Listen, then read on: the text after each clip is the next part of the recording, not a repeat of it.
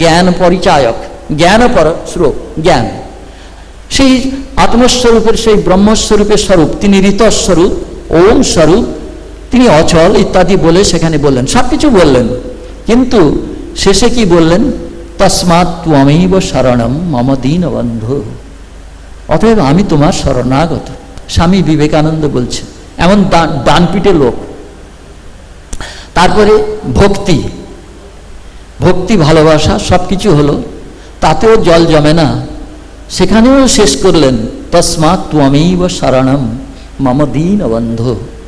তারপর যোগের কথা বলছেন, যোগ, সমস্ত চিত্তের সমস্ত বৃত্তিগুলোকে নিরোধ করে সেই মনটাকে একাগ্র করে ভগবানকে দেওয়া, সেখানেও স্বামীজি লিখছেন তস্মাৎ ত্বমেব শরণম মম দীনবন্ধু।